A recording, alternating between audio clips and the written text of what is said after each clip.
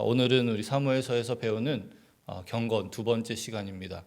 엘리와 엘리 집 제사장의 가문을 통하여서 하나님을 존중하는 것이 어떠한 것인가에 대해서 우리가 함께 살펴보려고 합니다.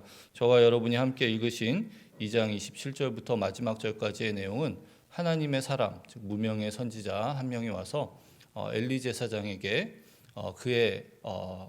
하나님께서 그의 집안에 내리실 심판에 대하여서 선언하는 내용입니다.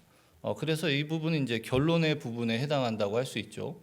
그래서 우리가 다 읽진 않았지만 이 앞에 엘리 제사장과 엘리 제사장의 집안, 특별히 그 두 아들이 어떠한 일을 행했기에 하나님으로부터 이러한 심판을 받게 되는지 우리가 차근차근 살펴보려고 합니다. 여러분 잘 아시다시피 엘리에게 붙는 그의 직분은 항상 제사장 이렇게 표현이 되죠. 엘리 제사장. 그리고 그가 제사장일 뿐만 아니라 이스라엘의 사사였습니다. 그의 죽음이 등장하는 4장의 맨 마지막에 보면 그의 죽을 때가 그가 이스라엘에서 사사로 다스린 지 40년이었더라 이렇게 표현이 되고 있습니다. 여러분 이스라엘의 마지막 사사 누굽니까? 이스라엘의 마지막 사사. 여기까지.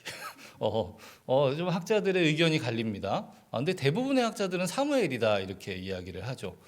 그런데 제 개인적인 견해로는 사무엘을 이 사사 시대에 넣기에는 사무엘이 너무 위대한 인물입니다. 오히려 사무엘 여러분 잘 아시지만 사사 시대를 이렇게 잘 규정하는 여러분 그 성경 구절 아시죠? 그때는 왕이 없으므로 그들이 각기 소견에 따라 행하였더라. 제가 언젠가 말씀드린 적이 있는데 사사기의 그 악의 이렇게 반복이 단순한 이런 반복이 아니라고 말씀드렸죠.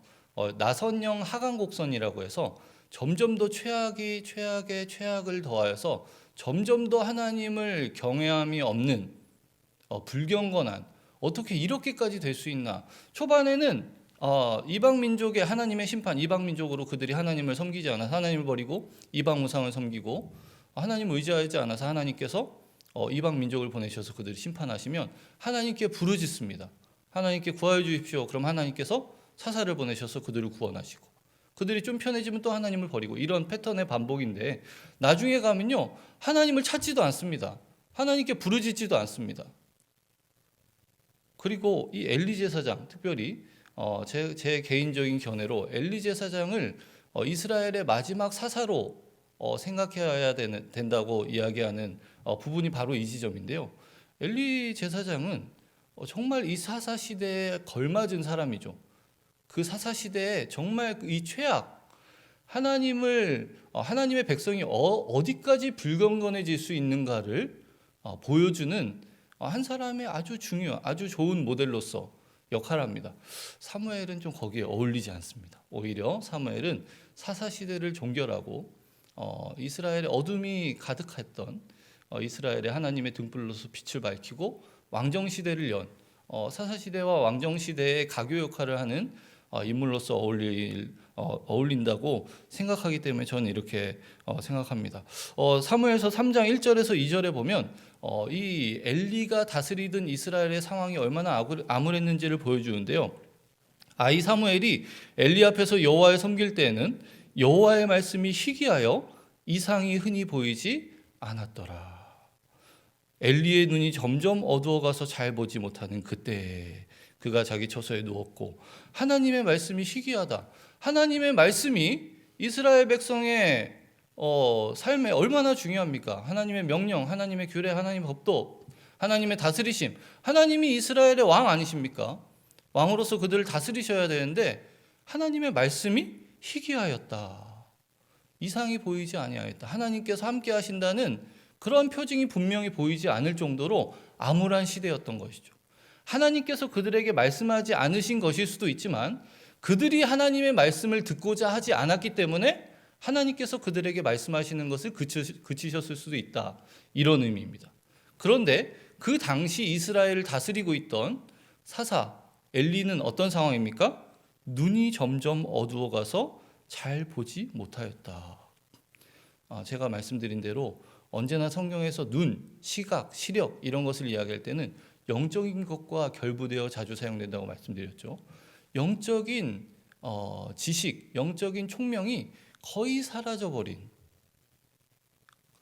지도자이고 제사장의 영적인 상태가 이러할진데 백성들의 영적인 상태는 얼마나 더 공공하고 얼마나 더 비참하겠습니까?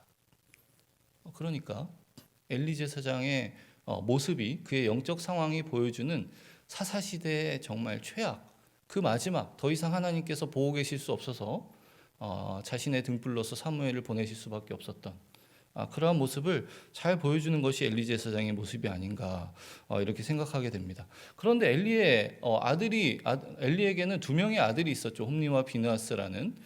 엘리가 제사장이었기 때문에 자연스럽게 그의 아들들도 제사장 직분을 감당했습니다. 그런데 2장 12절에 보면 엘리의 아들들은 행실이 나빴다 이렇게 되어 있습니다. 행실이 나빴다 이렇게 한글 성경에서 번역되는데 히브리어로는 쓸모가 없다, 무가치하다 이런 의미입니다. 쓸모가 없는 자들이었다, 무가치한 자들이었다. 그런데 그들의 직분이 뭐라고요? 제사장. 쓸모가 없는 자들이, 무가치한 자들이 제사장 직분을 행하고 있었다. 그리고 그들은 여호와를 알지 못하였다. 제가 계속해서 반복해서 말씀드립니다. 이들의 직분이 뭐라고요? 제사장이라고요. 여호와를 알지 못하는 자들이 제사장의 직분을 행하고 있는 그러한 암울한 상황이라는 것을 알려주죠. 그리고 뒤에 보면요, 그들이 여호와의 제사를 멸시하였다. 그리하여서 그들의 죄가 너무 컸다. 자꾸 반복해서 죄송합니다. 이들의 직분이 뭐라고요? 제사장이라고요. 제가 너무 답답해서. 제사장이 여호와의 제사를 멸시하고 있는 이 상황. 백성들의 죄를 가지고 하나님 앞에 나아가서 하나님과 백성의 사이를 중재해야 할 그 직분을 가진 자가 여호와를 알지 못하는 쓸모없는 무가치한 자들이었고, 여호와의 제사를 누구보다 존중해야 할 자들이 여호와의 제사를 멸시하고 있는 자들이었다. 이들의 행위가 너무 말씀드리기도 너무 이렇게 엄중하고 너무나도 심각합니다. 이들의 죄악이요. 이들의 죄악이 이제 쭉 이렇게 2장에 묘사되고 있는데요. 처음은 하나님의 지시를 어기고 양질의 고기를 자기들이 강탈하는 내용입니다. 이것이 두 가지로 등장을 하는데요. 제사 후에 고기를 삶을 때 홈리와 비느하스가 사환을 보내어서 삶고 있는 솥에 있는 고기를 이렇게 갈고리로 찍어서 걸리는 것을 자신의 것으로 가져가는 이러한 일을 행했습니다.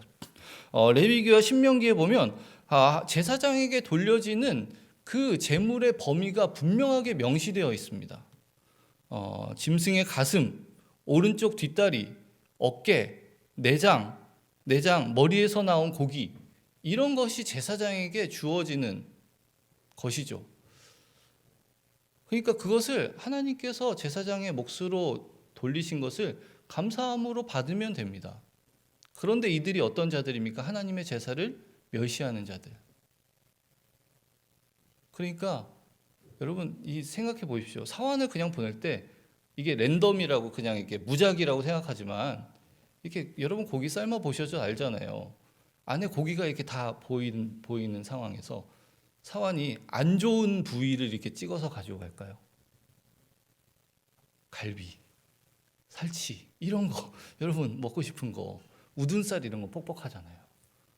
좋은 것을 이렇게 가지고 오게 시켜서 자기 제사장 직분에 돌려진 고기가 아니라 자기가 먹고 싶은 좋은 양질의 고기를 가지고 가게 하였다. 최상의 고기를 훔쳐서 하나님을 기만하였습니다. 두 번째로는요, 기름을 태우기 전에 제물을 잡고 기름을 이제 제물과 함께 태워서 하나님께 올려드려야 되는데, 태우기도 전에 날고기를 자신의 몫으로 달라고 예물을 가져온 자에게 가서 이야기하고 강탈을 하는. 제물의 기름 부위는 먹지 않고 여호와 앞에 불태워줘야 합니다. 이것이 레위기 7장 25절과 31절, 17장 6절에 나와 있는 규범입니다. 이것을 가장 잘 지켜야 하는 것, 이것을 누구보다 잘 알고 이렇게 행해야 되는 것이 제사장인데, 제사장 직분을 가진 자들이 기름을 하나님께 올리기 전에, 여러분 이게 기름이라고 하면 뭔가 이렇게 그런데 기름이 많은 부위라고 생각하시면 쉽습니다. 여러분 소고기 중에서 양고기 중에서 어떤 부위가 비싼 부위입니까? 기름이 많은 부위 1번, 2번 기름이 적은 부위. 많은 부위죠. 마블링, 마블링. 촘촘하게 이렇게 박혀 있는 부위를, 우리 이렇게 건강에는 요새 안 좋아서 선호하지 않는 분들도 계시지만 맛있잖아요. 맛있는 부위, 좋은 부위, 그런 부위를 마땅히 하나님께 드려져야 할 가장 좋은 기름 부위를 자신의 몫으로 가져갔다. 날고기를 내라. 우리 제사장님께 구워드릴 날고기를 내라. 그래서 아니다, 기름을 다 태우고 가져가라, 너희가 원하는 대로 가져가라 하면 억지로 폭력으로 물리력을 써서라도 가지고 오게 하는 그러한 일들을 홈리와 비나스가 제사장이라는 자기의 직분을 가지고 행했다. 그리고 2장 22절에 엘리가 그 아들들에게 이렇게 권면하는, 질책하는 내용에 보면 이렇게 하나님의 제사를 멸시하였을 뿐만 아니라 문에서, 회막문에서 수종드는 여인들과 그들이 동침하는 일까지 행합니다. 회막문에서 수종드는 여인과 동침하는, 이것이 종교적 매춘의 모습을 보인다고 할 수도 있습니다. 여러 학자들이 이것을 지적하는데요. 이것은 여러분 가나안 족속들이 행하던 일들입니다. 여러분 잘 아시다시피 바알과 아세라를 섬기는 자들이 그런 종교적 제의로서 매춘, 성전에 언제나 그 예배자들과 함께 이렇게 성관계를 맺을 매춘부들을 이렇게 고용해서 놓지 않습니까? 그런 모습입니다. 하나님께서 절대로 금하시는 것이고, 실제로 이스라엘을 가장 괴롭혔던 가장 큰 범죄 중에 하나인데, 제사장인 이들이 그렇게 하는 자들을 말리고 질책하고 그렇게 하지 않도록 해야 되는 자들이 가장 앞장서서 이 일을 행하고 있었습니다. 그래서 하나님께서는 이들의 죄가 여호와 앞에 심히 컸다, 이렇게 이야기하고 계십니다. 이러한 내용들이 엘리 제사장의 귀에 들어가지 않았을 리가 없죠. 엘리 제사장도 이 이야기를 듣고 자기의 두 아들에게 가서 그들을 권면하는 내용이 23절 이하에 나오는데요.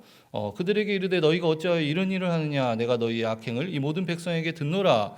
내 아들들아, 그리하지 말라. 내게 들리는 소문이 좋지 아니하니라. 너희가 여호와의 백성으로 범죄하게 한도다. 사람이 사람에게 범죄하면 하나님이 심판하시려니와 만일 사람이 여호와께 범죄하면 누가 그를 위하여 간구하겠느냐 하되 그들이 자기 아버지의 말을 듣지 아니하였으니 이는 여호와께서 그들을 죽이기로 뜻하셨음이더라. 내 아들들아, 그리하지 말라. 내게 들리는 소문이 좋지 아니하니라. 좋지 않은 정도입니까? 이게 좋지 않은 정도가 아니라 있을 수 없는 일이죠. 일어나서는 안 되는 일이죠. 사실은 이 엘리가 자기의 아들들을 질책하는, 권면하는 그 내용의 말은 틀린 것이 하나도 없습니다. 다 옳은 것입니다. 그렇죠? 너희가 여호와의 백성으로 범죄하게 한도다. 백성의 죄를 사해야 하는 일을 감당하는, 하나님께 가져가서 하나님께 사함을 받는 그 일을 해야 하는 제사장이 여호와의 백성으로 범죄하게 하고 있었다. 사람이 사람에게 범죄하면 하나님이 심판하실 것인데 만일 사람이 하나님께 범죄하면 그 무거움이 얼마나 더 크겠느냐. 그런데요, 여러분, 지금 이런 끔찍한 일이 일어나고 있는데 엘리 제사장의 태도가 너무 나이브하죠. 그렇지 않습니까? 지금 있을 수 없는 하나님의 제사를 멸시하는 백성들이 죄를 더하고, 그들의 죄를 더하고 있는, 죄를 해소받으려고 죄를 사함받으러 왔다가 그 위에 죄를 더하는 그러한 일들이 더해지고 있는데 엘리 제사장은 얘들아, 그렇게 하지 마라. 그렇게 하지 마라. 내게 들리는 소문이 좋지 않다. 이렇게 말할 뿐이었습니다. 이렇게 말하는 것으로 전부가 되어서는 안 되죠. 어떻게 해야 됩니까? 그들을 다 큰 아이들이니까 매를 들 수는 없다고 할지라도 적어도 그들이 더 이상 제사장 직분을 계속하여 하나님의 제사를 멸시할 수 없도록 그들을 파면한다거나 더 이상 그 직분을 행할 수 없도록 무엇인가 조치를 행했어야 하는 것이 마땅합니다. 그런데 엘리 제사장은 그렇게 하지 않았죠. 그래서 사무엘을 부르셔서 하나님께서 엘리의 집에 내릴 저주에 대해서 다시 한번 확정하실 때 이렇게 말씀하십니다. 사무엘상 3장 12절에서 13절인데요. 13절 제가 읽어드리겠습니다.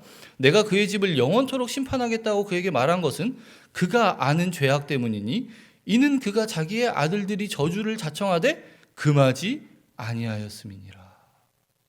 금하지 아니하였다. 금하였으면 그 저주가 임하지 않을 수도 있는데 그의 아들들이 불경건함으로 자청한 그 죄악, 그 저주를 엘리가 금하지 않았기 때문이다. 적극적으로 그 문제를 해소하지 않았기 때문이다. 그래서 하나님께서는 이러한 이스라엘의 죄악이 가중되고 있는 이러한 상황을 보다 못해 자신의 사람 선지자를 보내셔서 엘리에게 심판을 선언하십니다. 그것이 저와 여러분이 읽으신 오늘 본문의 내용입니다. 2장 27절에서 36절. 엘리 제사장의 가문에 주신 하나님의 제사장 직분의 영예에 대하여서 화제의 모든 것을 그들에게 주신 하나님께서 그들에게 분깃을 주시고 실질적인 유익, 하나님께서 그 집안에게 아론의 집안 제사장 집안의 가문에 베푸신 그 놀라운 영예와 유익과 은혜들을 그들이 기억하지 못하고 배은망덕한 일을 행하였다. 이렇게 지적하시고 엘리의 집안에 노인이 하나도 없게 할 것이다. 너희가 제사장 직분을 근근히 이어가긴 하겠지만 예전과 같은 그런 영예는 너희에게 없을 것이다. 내가 나를 위하여 충실한 제사장을 일으킬 것이다. 하나님의 선언이 이렇게 이어지고 있는 것입니다. 오늘 이 본문을 통하여서 우리가 함께 살펴볼 사무엘서가 우리에게 가르쳐주는 경건의 한 모습, 존중입니다. 존중. 히브리어로 카베드라고 합니다. 카베드라고도 하고 카바드라고도 하는데 그 본뜻은 무겁다, 무겁게 여기다 이런 뜻입니다. 압살롬의 머리가 이렇게 무거웠다 이렇게도 사용되는데 거의 대체로는 이것이 비유적인 의미로 사용이 돼서 존중하다, 귀하고 소중하다 이렇게 사용됩니다. 실제로 무게가 무겁다 이렇다기보다는 존중하고 귀하고 소중하다 이런 의미로 많이 사용이 되고 있습니다. 우리들에게는 이렇게 얇고 가벼운 것, 휴대폰이라든지 전자기기는 점점 첨단을 향할수록 그런 것이 이제 성능이 좋고 좋은 것이라고 여겨지지만 고대 이스라엘 사람들에게 좋은 것은 굵은 것, 무거운 것. 여러분 성경에서 나오는 그 돈의 화폐 단위, 세겔, 달란트, 데나리온 이런 것들이 다 무게 아닙니까? 금과 은의 중량, 무거움. 그러니까 당연히 어떤 게 좋은 겁니까? 무거운 게 좋은 거죠. 무거운 게 좋은 겁니다. 굵고 두껍고 무거운 것은 좋은 것이고 얇고 가벼운 것은 나쁜 것이다. 누군가를 존경하고 존귀하고 그 사람을 존경하면서 존귀하게 여기면서 그 사람을 대하는 것은 그 상대를 무겁게 여기는 것, 존중하는 것입니다. 이것이 우리나라 표현에도 잘 어울리죠. 존중한다 할 때 중이 무슨 중입니까? 무거울 중이죠. 무거울 중입니다. 무겁게 여기는 것. 우리나라 언어에서도 이것이 잘 반영되어 있습니다. 여러분 중요한 것에는 마음이 가기 마련이죠. 중요한 것은 마음이 갑니다. 그리고 그 중요한 것을 잘 지키고 보존하기 위하여서 민첩하게 행동을 하죠. 이것이 하나님을 존중하는 것이다. 하나님을 존중하는 것이 무엇이냐? 하나님을 무겁게 여기는 것입니다. 하나님을 중요하게 여기는 것입니다. 언제나 그것이 하나님의 뜻, 하나님이 너무 중요해서 하나님에게 우리의 마음을 날마다 기울이는 것입니다. 하나님이 기뻐하시는 것이 무엇일지를 날마다 생각하여서 하나님을 위하여 헌신하고 하나님을 위하여 행동하고 하나님을 위하여 나서는 것. 나의 뜻과 하나님의 뜻이 부딪히게 될 때 하나님의 뜻을 더욱더 무겁게 여겨 나의 뜻은 기꺼이 무가치한 것으로 여기고 하나님을 앞세우는 것. 이것이 하나님을 존중한다는 뜻입니다. 하나님을 가장 중요하게 여겨 하나님을 늘 생각하고 하나님의 뜻을 앞세우고 하나님을 위하여 생각할 뿐만 아니라 하나님을 위하여 헌신하고 봉사하고 행동한다. 오늘 보십시오. 무명의 선지자가 와서 엘리 제사장을 경책할 때 이렇게 이야기하죠. 너희는 어찌하여 내가 내 처소에서 명령한 내 제물과 예물을 밟으며 내 아들들을 나보다 더 중히 여겨 내 백성 이스라엘이 되는 가장 좋은 것으로 너희를 살찌게 하느냐. 여기 중히 여겨라고 할 때 이 단어가 제가 말씀드린 존중하다에 해당하는 히브리어 단어 카베드입니다. 카베드. 여기 보시면 다시 한번 보여주십시오. 여기는 엘리의 아들들, 엘리와 엘리의 아들들이 모습이 나오는데요. 내 제물과 예물을 밟으며 내 아들들을 나보다 더 중히 여긴 것, 이것은 엘리 제사장에 대한 것이죠.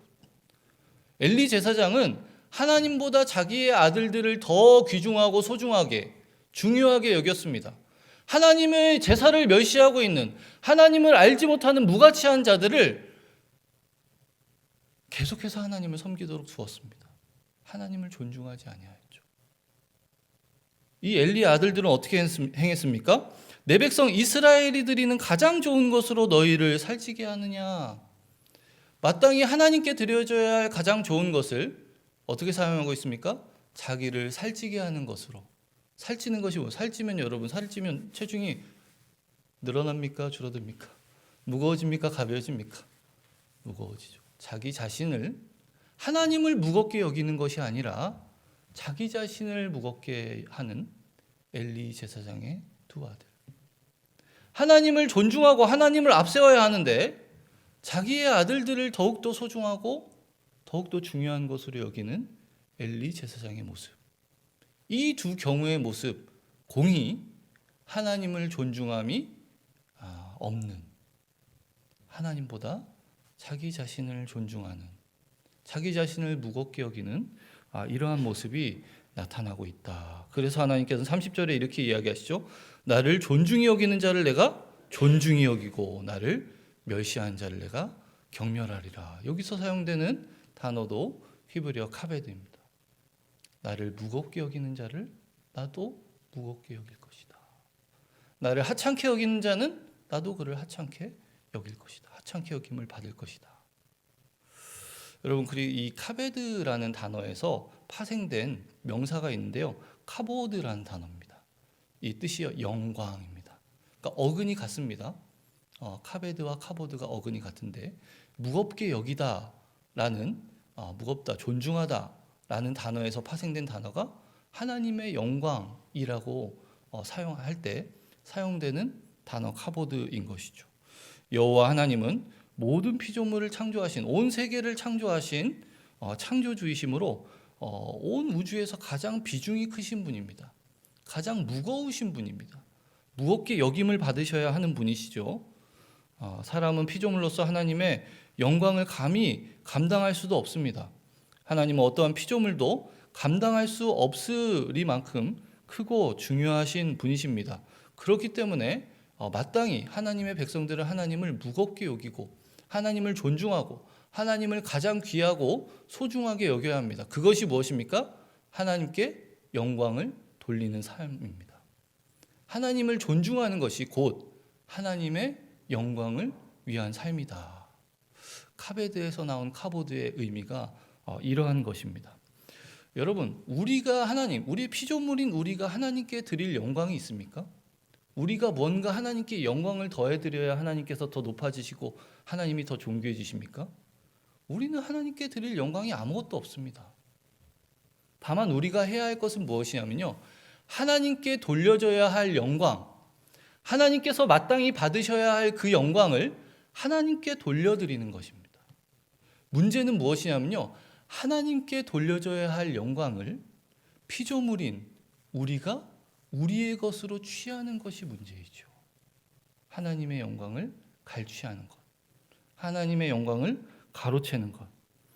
사실은 이러한 시도가 인류의 역사 가운데 끊임없이 있어 왔고, 사실은 인류의 시작과 함께 이런 일이 있었죠. 여러분, 아담과 하와가 뱀에게 꾀임을 받아서 그들이 죄를 지을 때 뱀이 어떻게 아담과 하와를 깨웠습니까? 3장 5절에 너희가 그것을 먹는 날에는 너희 눈이 밝아져 하나님과 같이 되어, 하나님과 같이 되기를 원하여서 그들이 선악과를 먹었습니다. 하나님을 경배하고 하나님께 영광을 돌려야 할 피조물인 인간이 어떻게 되기를 원하는 겁니까? 경배를 받는 창조주의 자리에 가기를 원하는, 그것이 인간의 타락의 시작이었습니다. 사탄의 시작은 어땠습니까? 자기의 지위를 지키지 아니하고 자기의 처소를 떠난 천사들이 사탄이 되었죠. 천사가 사탄이 되었죠. 그리고 그가 이렇게 다스리는 그의 세력들이 마귀가 아니겠습니까? 피조물인 인간이 창조주와 같은 경배를 받는 존재가 되기를 바라는 교만한 시도가 바로 인류 죄악의 기원이었습니다. 그래서 성경의 여러 곳에서 우리가 발견하게 되는 경건한 자들의 모습이 이러한 것들에 대해서 경계하는 것, 하나님께 돌려줘야 할 영광을 자신들이 취하는 것에 대해서 굉장히 두려워하고 이것에 대해서 민감하게 반응하는 그런 모습들을 우리가 여러 곳에서 발견하게 되죠. 사도행전 10장 23절에서 26절에 보면 고넬료, 이방인인 이달리아 부대의 백부장인 고넬료의 청을 받아서 베드로가 고넬료를 방문할 때 있었던 일을 보여줍니다. 베드로가 불러들여 유숙하게 아니라 이튿날 일어나 그들과 함께 갈새 요바에서 온 어떤 형제들도 함께 가니라. 이튿날 가이사랴에 들어가니 고넬료가 그의 친척과 가까운 친구들을 모아 기다리더니 25절부터 마침 베드로가 들어올 때 고넬료가 맞아 어떻게 했습니까? 발 앞에 엎드려 절했다. 형제님, 베드로입니다. 자기한테 이렇게 엎드려서 하니까 참 어떻게 또 내가 이렇게 멀리서 온 거 알고 이렇게 했습니까? 엎드려 절했을 때 어떻게 했습니까? 베드로가 즉시 일으켰습니다. 일으켜 이르되 일어서라, 나도 사람이라. 당신이 엎드려 경배할 대상은 하나님 한 분밖에 안 계시다. 나에게 하나님께 올려드릴 영광을 돌리지 말아주십시오. 비슷한 일이 사도행전 14장에도 등장하죠. 루스라에서 바울과 바나바가 나면서부터 먹었던 일을 이렇게 일으키게 되죠. 자, 무리가 바울이 한 일을 보고 루가오니아 방언으로 소리질러 이르되 신들이 사람의 형상으로 우리 가운데 내려오셨다. 바나바는 제우스라 하고 바울은 그 중에 말하는 자이므로 헤르메스라 하더라. 시외에 제우스 산당의 제사장이 소와 화환들을 가지고 대문 앞에 와서 무리와 함께 제사하고자 하였다. 우리 신들이 우리의 인간의 모습으로 이 땅에 내려오셨다. 바나바와 바울에게 제사를 하려고 막 소를 끌고 오고 있었습니다. 바울과 바나바가 어떻게 했습니까? 14절. 두 사도 바나바와 바울이 듣고 옷을 찢고 무리 가운데 뛰어들어가 소리질러 이르되 여러분이여 어찌하여 이러한 일을 하느냐? 우리도 여러분과 같은 성정을 가진 사람이라. 무리에게 뛰어들어서 자기의 옷을 찢고 무리에게 뛰어들어서 그들을 말리고 있죠. 하나님께 올려질 영광을 결코 자신들이 취하지 아니하려는 민감한 모습이 여기서 드러나고 있습니다. 시편 115편에서 시편의 기자는 이렇게 이야기하고 있습니다. 여호와여 영광을 우리에게 돌리지 마옵소서. 우리에게 돌리지 마옵소서. 오직 주는 인자하시고 진실하심으로 주의 이름에만 영광을 돌리소서. 경건한 하나님의 백성의 모습은 과연 이러한 것이었습니다. 우리의 인류의 조상의 죄악이 하나님의 영광을 가로채려 하는 시도로부터 시작됐으니 우리 안에 있는 그러한 죄성을 우리가 날마다 민감하게 반응하여서 하나님께 올려져야 마땅한 하나님의 영광을 가로채지 않으려고 무던히 노력하는 것, 하나님의 영광을 하나님께만 돌리고자 노력하는 것, 그런 모습이 성경에서 발견하는 경건한 성도들의 모습에서 반복되어 나타나고 있는 것이죠. 그런데도 불구하고 이러한 경건한 자들의 반대편에선 불경건한 자들은 인간의 그 최초의 죄악, 하나님의 영광을 가로채려는 시도로부터 전혀 멀어지지 않았습니다. 유한한 인간이 무한하신 하나님의 영광을 가로채어서 자기에게 돌리려는 무모한 시도가 계속해서 시도되고 있는 것이죠. 그런데 문제는 하나님의 그 영광, 창조주의 온 땅의 주인이신 하나님께 돌려줘야 할 그 영광을 인간이 감당할 수 있느냐 하는 것입니다. 감당할 수 없는 하나님의 영광을 취하려고 하는 피조물의 어리석음이 여기서 드러나는 것이죠. 실제로 하나님의 영광을 가로채서 그 영광을 자신에게 돌렸다가 죽임을 당하는 경우가 등장합니다. 신약 성경에 등장하죠. 어디죠? 사도행전 12장 헤롯에게서입니다. 헤롯이 나를 택하여 왕복을 입고 단상에 앉아 백성에게 연설하니 백성이 무엇이라고 얘기합니까? 이것은 신의 소리요 사람의 소리가 아니라 하거늘. 이러한 사람들의 이야기를 헤롯은 흡족하게 여겼던 것 같습니다. 23절에 그의 마지막이 어땠는지 보여줍니다. 같이 한번 읽어볼까요? 헤롯이 영광을 하나님께로 돌리지 아니하므로 감당할 수 없는 하나님의 영광. 하나님이 어떠한 분이시고 인간이 어떠한 존재인지를 알지 못하는 것이죠. 무한하신 하나님의 영광을 유한한 인간이 감당할 수 있겠습니까? 하나님의 하나님 되심, 인간의 인간됨을 모르는 자들이 행하는 가장 미련하고 가장 무식하고 가장 끔찍한 범죄가 바로 이것입니다. 그런데 이것이 신약에만 나타나지 않습니다. 구약에도 나타나는데요. 오늘 저와 여러분이 함께 살펴본 엘리 제사장의 죽음에도 이것이 나타나고 있습니다. 사무엘상 4장에 보면 블레셋과의 전투 가운데 자기의 아들 홈리와 비느하스가 죽임을 당하고 전투 중에 전사를 하게 되고 또한 하나님의 궤를 빼앗겼다는 소식을 듣고 이제 그가 뒤로 넘어져서 죽는데요. 17절에 이렇게 되어 있습니다. 소식을 전하는 자가 대답하여 이르되 이스라엘 블레셋 사람들 앞에서 도망하였고 백성 중에는 큰 살육이 있었고 당신의 두 아들 홈리와 비느하스도 죽임을 당하였고 하나님의 궤는 빼앗겼나이다. 18절 같이 한번 읽어볼까요? 하나님의 궤를 말할 때 엘리가 자기 의자에서 뒤로 넘어져 문 곁에서 목이 부러져 죽었으니 나이가 많고 비대한 까닭이라 그가 이스라엘의 사사가 된 지 40년이었더라. 자, 여기서 비대한 까닭이라 할 때 사용된 히브리어 단어가 존중하다, 귀하고 소중하게 여기다, 무겁게 여기다에 해당하는 카베드입니다. 하나님께서 무명의 선지자를 통하여서 엘리와 엘리 제사장의 집안의 죄악을 어떻게 규정하셨습니까?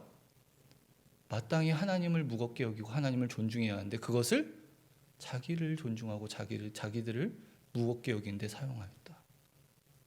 그리고 엘리는 그 하나님의 영광을 감당하지 못하여서 의자에서 뒤로 넘어져 목이 부러져 죽게 됩니다.